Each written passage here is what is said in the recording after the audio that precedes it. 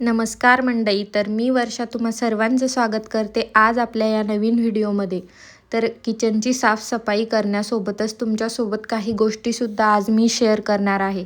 तर खास करून महिलांनी व्हिडिओ शेवटपर्यंत बघा आणि तुम्हाला नक्कीच यातून काहीतरी शिकायला मिळेल अशी मी अपेक्षा करते.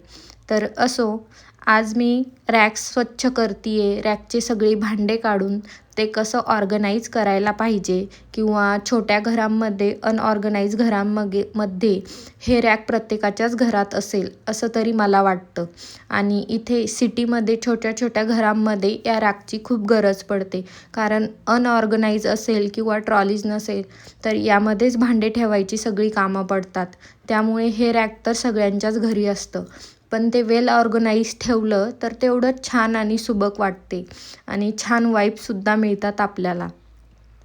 तर छान याला क्लीन करून स्वच्छ कपड्याने पुसून घेऊन त्याखालची जागासुद्धा स्वच्छ करायची, जेणेकरून रॅकचा गंज खाली एखाद्या वेळी आपण ओलं भांडं त्यावर ठेवलं तर रॅकचा गंज खाली फरशीला लागू नये म्हणून ते पूर्ण रॅक ओल्या कपड्यांनी पुसून घेऊन खालची जागासुद्धा ओल्या कपड्याने पुसून घ्यायची, जेणेकरून नेक्स्ट टाईम गंज लागलेला दिसणार नाही. आणि त्यावर धूळ बसू नये म्हणून पेपरसुद्धा टाकायचे.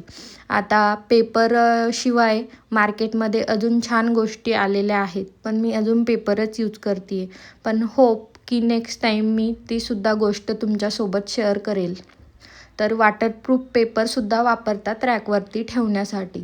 तर नेक्स्ट टाईम मी नक्कीच तुमच्यासोबत ते सुद्धा शेअर करेल. छोट्या किचनमध्ये ॲडजस्टमेंट कशी करायची हे छोट्या किचनमध्ये आल्यावर आपोआप आपण शिकून जातो. तर त्यातही मी तुम्हाला काही टिप्स देते. तर एकात एक भांडे घालून जर आपण ठेवले रॅकवरती तर जास्त भांडे बसतात आणि बेकामी भांडे जेणेकरून समजा एखाद्या भांड्याची क्वांटिटी 2 किंवा 3 आहे आणि आपल्याला वापरात एकच पडते, तर एकच वरती ठेवायची. त्या 2-3 बॉक्समध्ये पॅक करून ठेवून द्यायच्या, जेणेकरून आपली जागासुद्धा सेव्ह होते आणि आपल्याला अडचणसुद्धा भासत नाही. आणि नेहमी नीट क्लीन ठेवल्यामुळे एवढं छान प्रसन्न वातावरण राहते घरात, तर ते तर जाणूनच घेताय सगळी. आणि आता रॅक स्वच्छ पुसून साईडला घेऊन लगेचच त्याखालून झाडू मारून स्वच्छ कपड्याने पुसून घेतलंय या अगोदर सांगितल्याप्रमाणे. तर असं केल्यामुळे आपल्यालाच खूप फायदा होतो आणि घाणसुद्धा होत नाही. आणि आपलं घर जेवढं आपण जपतो तेवढंच रेंटल घरसुद्धा जपायला हवं. मी तरी तशीच वागते आणि छान काळजी घेतली तर दुसऱ्यांना पण आपल्यापासून त्रास होत नाही. तर रॅक छान सेट करून झाल्यानंतर त्यावर परत नवीन क्लीन पेपर टाकते, जेणेकरून त्यावर धूळ बसू नये. आणि लगेचच पेपर टाकून झाल्यानंतर भांडेसुद्धा लावले. तर ते भांडे मी कसे लावले आणि तुम्ही कसे लावायला हवे या टिप्स तुम्हाला त्यातून नक्कीच मिळेल, जेणेकरून आपल्या घरात जर लहान मुलं असतील तर त्या हिशोबाने सुद्धा आपण भांडे लावू शकतो, जेणेकरून आपण त्यांना हेल्प न करता ते स्वतः भांडे घेऊ शकतात अशा हिशोबाने आपण भांडे लावू शकतो. तर मला तरी ते फायद्याचंच वाटते. तुम्हाला कसं वाटतंय? तर आता इथं सगळी भांडी लावून दिली, कुठे कुठे काय काय ठेवलं आणि कसं ठेवावं जेणेकरून जागा वाचेल आणि जास्त सामान बसेल, तर ते तुम्हाला लगेचच सांगून देते. इथे मी वरती सगळी माझी कुकर्स ठेवलीत, कारण कुकर जड असतात आणि त्याच्यावर आपण काही ठेवूसुद्धा शकत नाही, त्यामुळे ते वरतीच ठेवलेत. तर इथे माझे 3 कुकर आहेत, जे की मी हे ऑनलाईनच घेतलेले आहेत, स्टेनलेस स्टीलचे. खूप छान क्वालिटी आहे. जर तुम्हाला पण हवे असेल तर मी लिंक मेन्शन करून देईन. हे ॲल्युमिनियमचं कुकर आहे, तर हे मी मार्केटमधून घेतलेलं आहे. आणि इकडे मिक्सरचं जार, ज्याचं जास्त काम पडत नाही ते इथे आहे. आणि हा जग पाण्याचा. आणि इथे माझे सगळे पातेले ठेवलेत मी. मला जास्त काम पडतं पातेल्यांचं रोजच्या कामामध्ये, त्याच्यामुळे हे असं लगेच हात घालून घेता येईल अशा रीतीने मी ठेवलेत. आणि इथे वाट्या, लहान मुलं आहेत तर आपल्या घरात लहान मुलं असलं की ते लगेचच रॅककडे जाऊन प्लेट्स वाटी घेतात काही पण खाण्यासाठी. तर माझी सानवी नेहमी रॅकमधून सगळं घेऊन येत असते, त्याच्यासाठी वाट्या मी वरतीच ठेवते.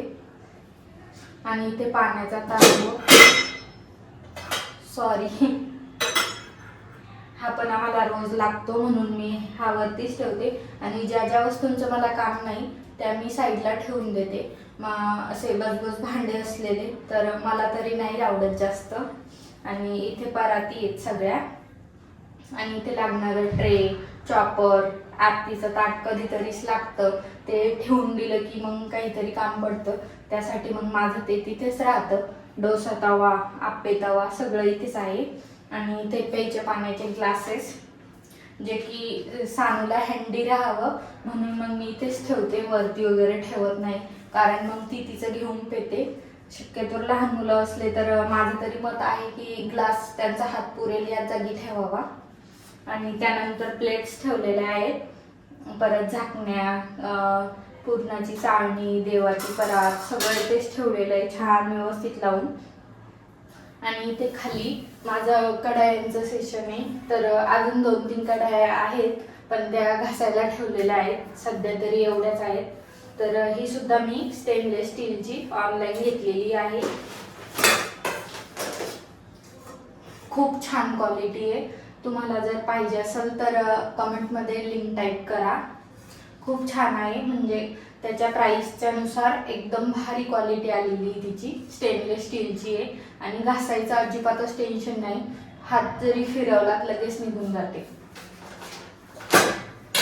आणि ही लोखंडाची कढई आहे, तर ती मोस्टली मी काही तळायचं असेल त्याला यूज करते, तर ती खूप छान असते तळण्यासाठी. तर असं छान असं रॅक मी भांड्यांनी लावून दिलेलं आहे. असं छान क्लीन असलं की एकदम भारी वाटतं, मला तरी छान वाटतं. आणि मी दोन्ही महिन्यातून कधी महिन्याला तरी असं स्वच्छ करत असते, जेणेकरून आपल्या घरात पॉझिटिव्हिटी राहते, आपल्याला छान वाटते किचन बघायला त्यामुळे. आणि आजचा व्हिडिओ मी इथेच संपवते. तुम्हाला कसं वाटलं माझं रॅक ऑर्गनायझेशन कमेंट करून सांगा. थँक्यू.